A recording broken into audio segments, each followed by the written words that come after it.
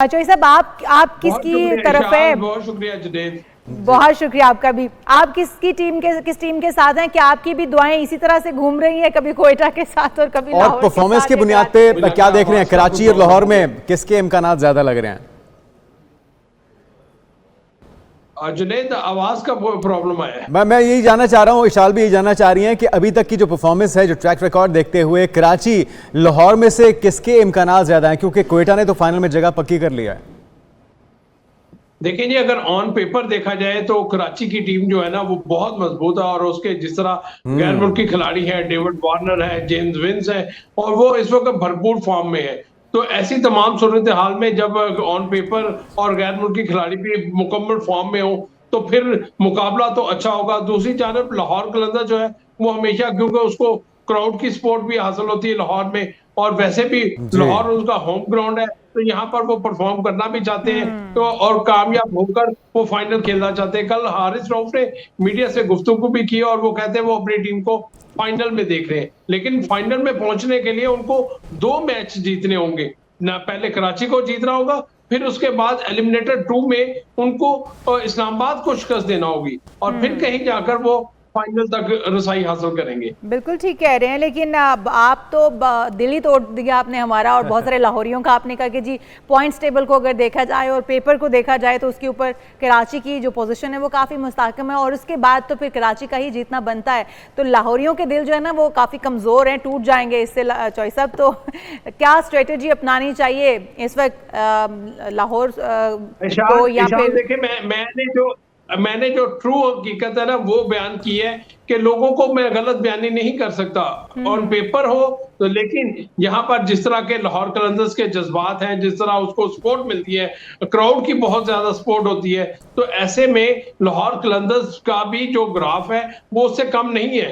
क्योंकि जब आपको होम क्राउड का एडवांटेज मिले तो फिर आप वहां पर कामयाबी हासिल कर सकते हैं। कराची किंग्स को आखिरी मैच में लाहौर कलंदर्स ने इसी मैदान में शिकस्त से भी 2-4 कर रखा है। तो अब ऐसी सूरत में जब वो अपने होम ग्राउंड पर खेलिए तो उसका एडवांटेज तो लाहौर कलंदर्स को होगा, लिहाजा लाहौर कलंदर्स के शायकीन को मायूस होने की जरूरत नहीं है। ठीक है, लेकिन कोयटा की परफॉर्मेंस को किस तरह से देखेंगे? जिस वक्त इवेंट का आगाज हुआ था, बिल्कुल आखिरी पॉइंट टेबल के आखिरी हिस्से में थी। चलें इशाल, यही सवाल आप पूछ लीजिए कि कोयटा ग्लैडिएटर्स ने जो इस सफर तय किया है इस पर क्या कहेंगे? तारीफ तो बनती है। आप तक आवाज पहुंच गई चॉइस साहब? मेरे ख्याल में आप रिपीट कर दीजिए, आपकी आवाज ठीक सवाल नहीं आया। अच्छा, कोयटा ग्लैडिएटर की परफॉर्मेंस को किस तरह से देख रहे हैं और किस तरह से रेट करते हैं? और अगर कोयटा यहाँ पर लाहौर कलंदर में से कोई आमने सामने आ जाता है, यहाँ पे कराची आ जाता है आमने सामने, तो किसको आप रेट करते हैं? कौन सी टीम आप समझते हैं कि फाइनल ले उड़ेगी? देखिए जी, कोयटा ग्लैडिएटर का जिस तरह मोमेंटम बन चुका है ना, पहले तो उसने लीग के 7 मैच जीते और 8वां मैच इस टूर्नामेंट में उसने जीत लिया। एक मैच उसका बारिश की नजर हुआ है। तो ओवरऑल कोयटा ग्लैडिएटर बहुत मजबूत टीम बनकर आई है, और लगता है कि तमाम खिलाड़ी जेल हैं और मुकम्मल तौर पर एक दूसरे को सपोर्ट करें। गुज़िश्ता रोज के जो मैच था इस्लामाबाद के खिलाफ, उसमें जो कहते हैं ना, कैचेस विन द मैचेस, कल जो कैचेस पकड़े कोयटा ग्लैडिएटर्स के खिलाड़ियों ने, खास तौर पर उनके कप्तान सौशकील ने जो कैच पकड़ा, वो मैच का टर्निंग पॉइंट था। उसके बाद फिर जितने भी मौके उनको कैच पकड़ने के मिले वो उन्होंने तमाम के तमाम उनका अवेल किया। तो इसी वजह से कोयटा ग्लैडिएटर्स का जो मोराल है वो काफी आई है। लेकिन कोयटा ग्लैडिएटर को शिकस्त देने के लिए अगर कोई टीम, मैं समझता हूँ वो कराची किंग्स भी इसको शिकस्त दे सकती है, और लाहौर कलंदर्स की टीम में इतनी सलाहियत है कि वो कोयटा ग्लैडिएटर्स को अगर फाइनल में उनके साथ मुकाबला आता है तो वो उसको शिकस्त से 2-4 कर सकती है। बिल्कुल ठीक है। चले, हमारी भी बहुत सारी दुआएं हैं लाहौर के साथ और इंशाल्लाह लाहौर कलंदर जीते। हम तो बड़े पुरुमीद हैं। दूसरी तरफ आ जाते हैं, पाकिस्तान ने बांग्लादेश T20 सीरीज़ का नया शेड्यूल जारी किया है और स्क्वाड का भी ऐलान किया गया था। स्क्वाड को कितना बैलेंस देखते हैं? और ऑब्वियसली हमें बांग्लादेश टीम को हराने के लिए एक बैलेंस स्क्वाड भेजना बहुत ज़रूरी है। क्या समझते हैं जो स्क्वाड तरतीब दिया गया कितना बैलेंस है?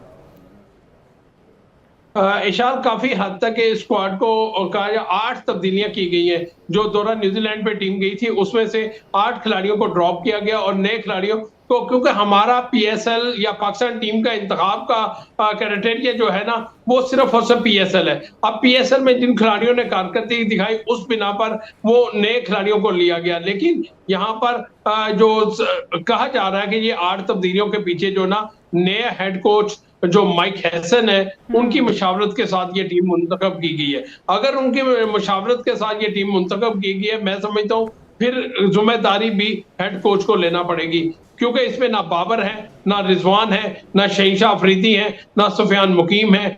इस तरह जब आप इस तरह इतनी तब्दीलियां करते हैं और सीनियर खिलाड़ियों को टीम में शामिल नहीं करते तो फिर बड़ा मुश्किल होता है कि आप बांग्लादेश के खिलाफ होम सीरीज में अच्छी कारकर्दगी। लेकिन दूसरी जानब ये भी है कि बांग्लादेश टीम के बाज खिलाड़ी पाकिस्तान के दौरे पर नहीं आ रहे, तो जिसकी वजह से पाकिस्तान के लिए ये बेहतरीन मौका है कि वो 3 मैचेस की जो सीरीज लाहौर में ही खेली जानी है उसमें कामयाबी हासिल करें और अपना ग्राफ ऊपर करें। जो सीनियर प्लेयर्स को निकाला गया है, आपके ख्याल में ये ठीक है? क्योंकि काफ़ी अरसे से यही बात हो रही थी कि सीनियर्स को मौका मिलना चाहिए, उनके ऊपर प्रेशर नहीं होना चाहिए, तो जितने भी मौके दिए किसी में वो नहीं चले, तो रिजवान हो, बाबर हो, शाहीन हो, तो ये इन सारों को ड्रॉप किया जाना मेरे ख्याल में अब ठीक है, अब नए लड़कों को मौका मिलना चाहिए।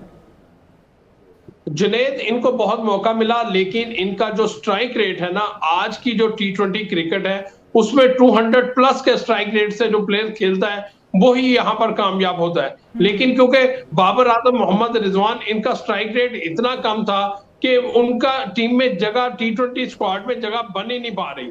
बड़ी कोशिश की थी बाबर ने इस टूर्नामेंट में रन करने की, उसके बाद जो मोहम्मद रिजवान है उन्होंने भी बड़ी कोशिश की, 350 से ज्यादा रन भी उन्होंने बनाए, लेकिन वो उनका स्ट्राइक रेट ऐसा नहीं था कि उनको T20 फॉर्मेट में सिलेक्ट किया जाए। लेकिन ये नहीं कहा जा सकता कि इन खिलाड़ियों की क्रिकेट खत्म हो गई है, इनके पास अभी बड़े मौके हैं, आइंदा आने वाली क्रिकेट में डोमेस्टिक क्रिकेट खेलें और अपने स्ट्राइक रेट को जो दुनिया की जदीद क्रिकेट है उसके मुताबिक लाएं, ताकि ये टीम का मुस्तकिल हिस्सा बन सके, क्योंकि आइंदा आने वाले दिनों में T20 क्रिकेट बहुत ज्यादा है और इंटरनेशनल क्रिकेट का आपने T20 का एशिया कप भी खेलना है, अगले साल T20 वर्ल्ड कप भी खेलना है, तो अभी इन खिलाड़ियों के पास मौका आप बिल्कुल ठीक कह रहे हैं, स्ट्राइक रेट बेहतर करना। आप बिल्कुल ठीक कह रहे हैं, इनको स्ट्राइक रेट बेहतर करना होगा। और हम भी नहीं कहते कि हमारे सीनियर प्लेयर्स का जो क्रिकेट है वो खत्म हो चुका है, उनका खेल यहीं तक था। ऑब्वियसली अभी बहुत कुछ करना बाकी है इन प्लेयर्स को, और जहां पर बात होती है इनकी फॉर्म की, अगर वो आउट ऑफ फॉर्म है तो फॉर्म में आने के लिए उनके पास बेहतरीन मौका है, उनको एक रिलैक्सेशन दी गई है, वो अपने आप को बेहतर करके आने वाले दिनों में जितने मैचेस होने उनमें परफॉर्म कर सकते हैं। अगर हम शेड्यूल की बात करें, जो शेड्यूल अब जारी किया गया है, तो लाहौर कज़ाफ़ी स्टेडियम में ही होंगे ये तमाम मैचेस, 3 मैचेस शेड्यूल किए गए हैं। जी इशाल, बिल्कुल बड़ी कोशिश की गई थी, इससे पहले 5 मैचेस की ये सीरीज खेली जानी थी पाकिस्तान और बांग्लादेश के दरमियान, जिसके 2 मैचेस के लिए इकबाल स्टेडियम फैसलाबाद में तमाम तैयारियां मुकम्मल कर ली गई थी, लेकिन बाद वजूहात की बिना पर इस सीरीज को 3 मैचेस तक महदूद करना पड़ा और तीनों मैचेस अब कज़ाफ़ी स्टेडियम लाहौर में 28 मई, 30 मई और 1 जून को खेले जाएंगे और इसके लिए बाकायदा शेड्यूल का ऐलान कर दिया गया है। बिल्कुल ठीक है। और पाकिस्तान क्रिकेट बोर्ड ये भी कह रहा है कि शायकीन क्रिकेट को इस बार कुछ अच्छा देखने को मिलेगा, मयारी क्रिकेट देखने को मिलेगा, लेकिन आप जो चेंजिंग्स की गई हैं उनसे खुश नज़र नहीं आते हैं, नाला नज़र आते हैं, तो क्या वाकई में हमें एक मयारी क्रिकेट देखने को मिलेगा इन तब्दीलियों के बाद? इशाल, देखें आपका अभी अगर आपने PSL की कारकर्दगी पर टीम को सिलेक्ट किया तो अब्बास अफरीदी ने सबसे ज्यादा 17 खिलाड़ियों को आउट कर रखा है, लेकिन आप स्क्वाड पे नजर डालें तो अब्बास अफरीदी आपको नजर नहीं आएगा। इसी तरह पांच खिलाड़ियों को, अगर वसीम जूनियर को आपने, नौजवान खिलाड़ी जरूर है और मेहनत भी करता है, लेकिन उसकी विकेटों की तादाद आप देखें तो वो अभी बहुत ज्यादा नीचे है। तो आपको ऐसे खिलाड़ियों को अगर आप मौका नहीं देंगे जो टूर्नामेंट के टॉप विकेट टेकर हैं, तो फिर तो बहुत सारे सवालिया निशान तो उठेंगे। मैं बिल्कुल नाला नहीं हूं, और बात यह है आप मेरिट पर टीम का इंतखाब करें, दोस्ती यारी की टीमें ना हो। क्योंकि माइक हैसन का ताल्लुक इस्लामाबाद यूनाइटेड के साथ है, तो लिहाजा उनकी जो ज्यादातर फेवर होगी वो इस्लामाबाद यूनाइटेड के प्लेयर्स के साथ ज्यादा होगी। तो क्योंकि आप पाकिस्तान टीम के वो कोच हैं तो उनको पाकिस्तान टीम का कोच बनकर सोचना होगा। बहुत शुक्रिया चौधरी अशरफ साहब हमारे साथ मौजूद थे। और यकीनी तौर पे दौरा जो बांग्लादेश का है उसके अंदर तो क्रिकेट देखने को मिलनी चाहिए। अगर आप बांग्लादेश को अपने होम ग्राउंड पर नहीं हरा सकते तो फिर मेरे ख्याल में माजरती कर लेनी चाहिए जो प्लेयर्स टीम का हिस्सा है। लेकिन आज जो नाज़रीन कराची और लाहौर के दरमियान PSL का मैच खेला जाना है, ये बहुत अहमियत का हामिल होगा। होम क्राउड का, होम ग्राउंड का एज हासिल होगा लाहौर को, तो हमारी बेस्ट विशेस उनके साथ हैं। लेकिन तगड़ी टीम बहरहाल कराची की भी है। बिल्कुल, और जुनैद ये देखते हुए अपनी राय बदल भी सकते हैं और दुआएं बदल भी सकते हैं। मैं कतई नहीं बदलूंगा, मैं इशाल के नक्शे कदम पे नहीं चलूंगा, तो मेरी दुआएं और मेरा साथ जो है वो लाहौर के साथ ही है, वो जीते या हारें। बहरहाल अगर कराची और विशाल को बिला वजह बीच में लगा अलग ऑनेस्ट स्टेटमेंट दी थी ना कि आप जो जीतने वाली टीम होती है उसके साथ बना लेते हैं ना पार्टी। बिल्कुल मैं नहीं बनाती, बच्चे हमारे नहीं, मैं बिल्कुल ऐसे नहीं करती हूँ। मैं लाहौर हूँ और मैं लाहौर के साथ खड़ी हूँ और मेरी बहुत सारी दुआएं लाहौर के।